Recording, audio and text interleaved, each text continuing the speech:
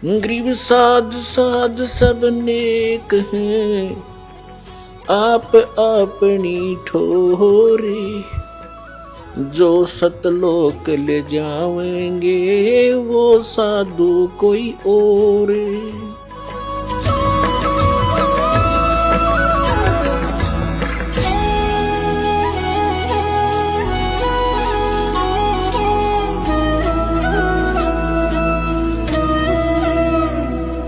और फिर ये कहा कि बुलवानों का बल, बुद्धिमानों की बुद्धि मैं ही हूं, अर्थात जब चाहे मैं जिसको ताकत दे दूं, जब चाहे किसी को बुद्धि दे दूं, जब चाहूं उसकी ताकत को वापस अक्षीण कर दूं, और जब चाहे उस बुद्धिमान की बुद्धि पर पर्दा डाल दूं।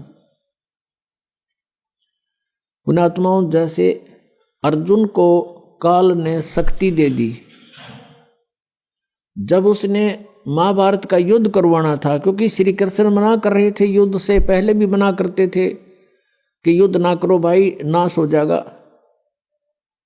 तुम भी मारे जा सकते हो और कौरव भी मारे जा सकते हैं। और कौरवों को भी समझाया करते थे कि युद्ध अच्छा नहीं होता, कुल नाश हो जाएगा तुम्हारा, अपना भाई बंटवारा कर लो मिलजुल कर। नहीं हुआ तो अंत में प्रभु ने यहाँ तक कह दिया था, भगवान श्री कृष्ण जी ने, एक तरफ मेरी सेना होगी, एक तरफ मैं होऊंगा, और मैं हथियार भी नहीं उठाऊंगा। इससे सिद्ध है कि श्री कृष्ण जी युद्ध नहीं चाहते थे, कतई नहीं चाहते थे। जब बात बनी नहीं युद्ध की तैयारी होगी, अर्जुन के सारथी बनकर श्री कृष्ण जी ने रथ ले जा करके अर्जुन के कहने से दोनों सेनाओं के मध्य में खड़ा कर दिया।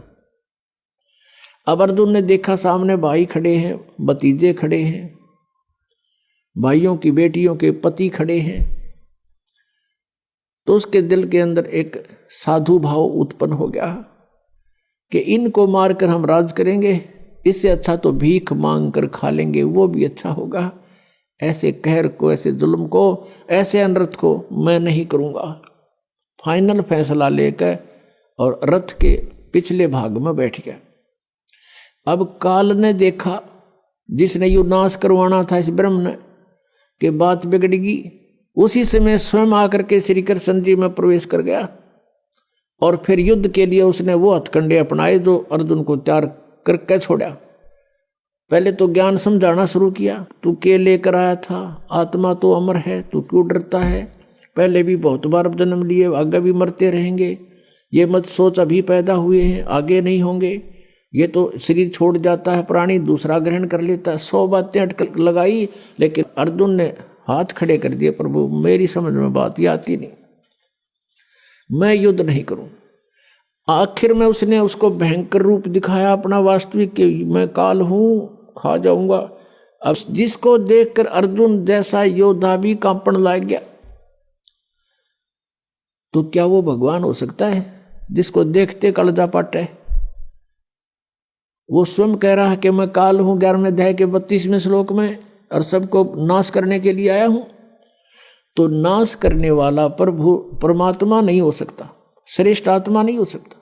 तो पुण्यात्माओं, ये श्री कृष्ण में प्रवेश करके ब्रह्म बोल गया, और इसने ये महाभारत का युद्ध करवा दिया, नाश करवा दिया। तो जब उससे युद्ध करवाना था अर्जुन से, तब तो उसको पावर दे दी और खूब कूद कूद कर नाश करा, दुनिया मार डाली, वो पाप लिख दिए अर्जुन के बैड अकाउंट में। फिर जब श्री कृष्ण जी का पूरा कुल नाश हो गया और श्री कृष्ण जी का भी वध कर दिया गया, विषाक्त तीर मार के एक शिकारी के द्वारा धोखे से लग गया। वो शिकारी कौन था? वो शिकारी था बाली वाली आत्मा, जो त्रेता युग में विष्णु जी श्री राम रूप में आए हुए थे। उस समय सुग्रीव के भाई बाली को श्री राम रूप में विष्णु जी ने धोखे से मारा था, वृक्ष की ओट लेकर। तब बाली ने कहा था कि तू अगर सूरवीर था तो सामने आता, और ऐसे तूने कायरता से मुझे मारा है, ये दंड तूने भोगना पड़ेगा, मेरा बदला देना होगा। उस समय फिर बुद्धि दे दी काल ने रामचंद्र जी को, कहा कि तेरा बदला दूंगा द्वापर युग में। वही विष्णु श्री कृष्ण रूप में आए। वो बाली वाली आत्मा एक शिकारी बना, शिकारी ने एक विषाक्त तीर बनवा लिया, जहर से बुझा हुआ, और श्री कृष्ण जी प्रभास क्षेत्र में एक पेड़ के नीचे लेटे हुए थे। वहां उसके पैर के तलवे में एक पद्म था। उस पद्म की बहुत चमक होती है, जैसे दिन के समय में 100 वाट का बल्ब जग रहा हो और उसकी टिमटिमाती सी रोशनी चमक दिखाई देती है। ऐसे वृक्ष के झुरमटों के बीच से उस शिकारी ने देखा कि कोई मृग बैठा है, लगता है उसकी आंखें चस रही है, और वो थे भगवान श्री कृष्ण जी के पैर में लगा हुआ पद्म। शिकारी ने आओ देखा ना ताव देखा, पत्तों के अंदर से निशाना साध दिया और उस तलवे पर ठोक दिया विषाक्त तीर, जिससे श्री कृष्ण जी का वध हुआ।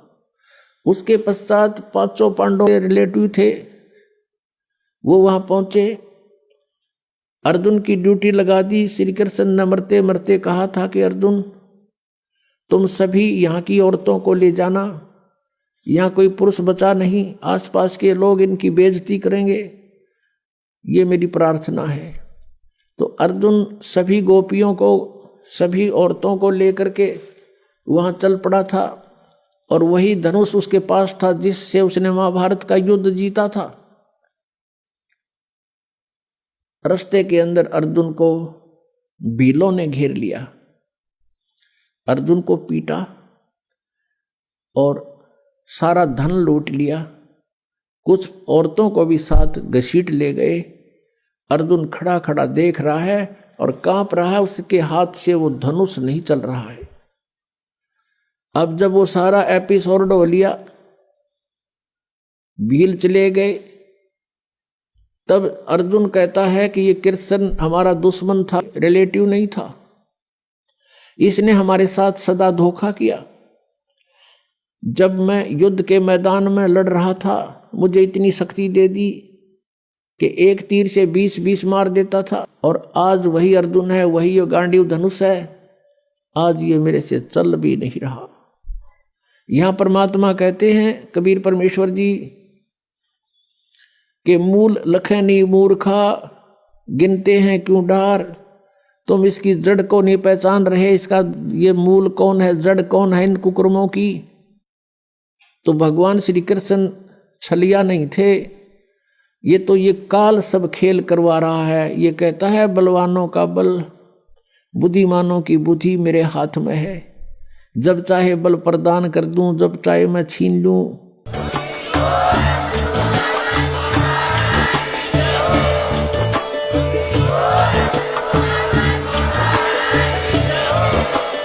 आप सुन रहे थे जगत गुरु तत्वदर्शी संत रामपाल जी महाराज जी के मंगल प्रवचन। अधिक जानकारी के लिए विजिट कीजिए हमारी वेबसाइट www.jagatgururampalji.org। संत रामपाल जी महाराज जी के शुभ आशीर्वाद से पूरे विश्व भर में 500 से भी ज्यादा नाम दीक्षा केंद्र हैं, जिन पर संत रामपाल जी महाराज जी द्वारा ऑनलाइन निशुल्क नाम दीक्षा दी जा रही है। अपने नजदीकी नाम दीक्षा केंद्र का पता करने के लिए संपर्क करें 8222880541।